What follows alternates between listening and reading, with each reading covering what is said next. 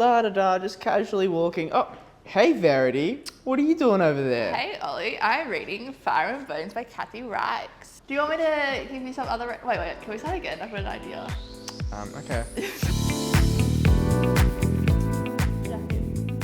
Oh, just kidding. It's Verity. What's she doing over there in the corner of the room, randomly reading at 2 o'clock in the afternoon? Oh my gosh, I don't know what, but I am reading Fire and Bones by Kathy Reichs. What is that? Listen, it's a book. That I know. Duh. Oh, the main character, Temperance Bredin, I think that's her name. What an interesting name, but like Tempe as a nickname. But she's like this really cool, I think it's like an anthropologist, but like works in like crime and like fire, and there's like this massive fire scene, and then she like kind of digs through it and finds the missing body parts and like pieces it back together and figures out who it is. I'm finding it very intriguing and like read nothing like it before. Nice. But do you want to hear some other book recommendations I have? Now that you mention it, yes, I think is that the answer? Yes. Okay, well then let's go. Golly gosh, hippie hippie yay. Golly gosh. The Love Contract. Wow. This Blue is and one pink. by Steph Vizard. Okay, this is on my TBR list. First of all, such a cute cover.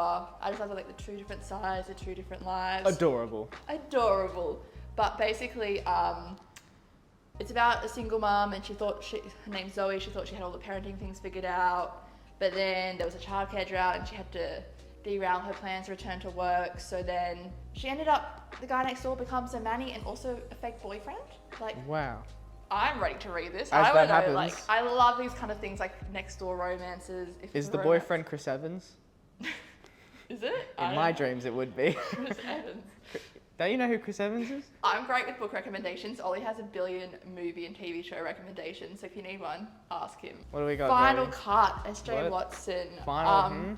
So basically, this one is set in Blackwood Bay, and it used to be like this really buzzing hit, like holiday destination, but now it's literally like a ghost town. So the main character, Alex, who's a filmmaker, decides to go there to film a documentary, but then the community is deeply suspicious of him, and As they usually are. and her intentions. And it says, this is my favorite line, after all, nothing exciting ever happens in Blackwood Bay, or does it? Oh, because it's So, usually exciting. Does it? Read it to find out. Emergency Exit Only Oh my god, too close. by Michelle Upton. Wow. So basically, this is about a girl, Amelia Harris, and she's kind of always played it safe. But then one day she ends up in the hospital, and it kind of makes her rethink her life. And she's like, "Oh, let me go chasing after all my different dream jobs." So what does she do? She's journalist, florist, wedding planner, zookeeper, and more. And it's just like Zookeeper, just out of life nowhere. is so exciting. But then her mum kind of breaks some news to her that kind of throws her life upside down, and it's kind of like, what happens there? So she's about to find out, where there's smoke, there's fire, and sometimes you just have to save yourself. Okie dokie. Like, I mean, who doesn't work at a zoo? I know that. I have plenty of friends who work at zoos. I actually really wanted to work at a zoo, but that's a personal story, not for a YouTube Oh, I wanted video. to be a marine biologist and work in aquariums. There you go. What are we looking for? Whoa. Someone Else's Child by Kai Orr. So Another relatable theme. So this is a gripping contemporary novel from a magnificent new talent that tackles the almost unbreakable loyalty of female friendship, the generosity of community, and lengths that we will go to save a child.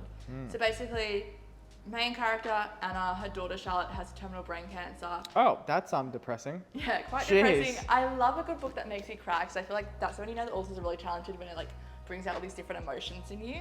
Yeah, like Ollie's book. Go read Oliver Smoothard's book. What's it called again? Cold Hands. Wow. I cried.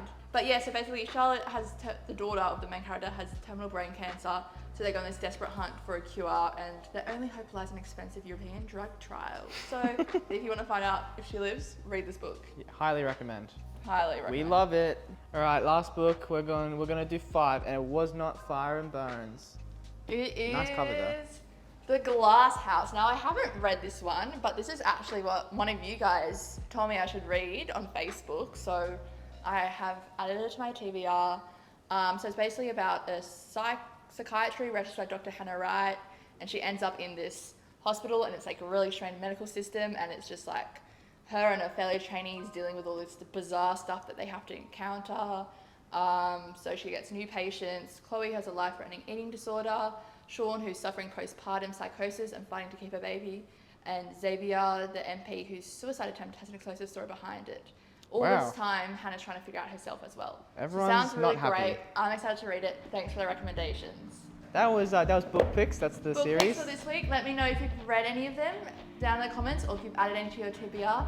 Don't forget to like, subscribe, and comment. See you next week. Bye, guys. Bye.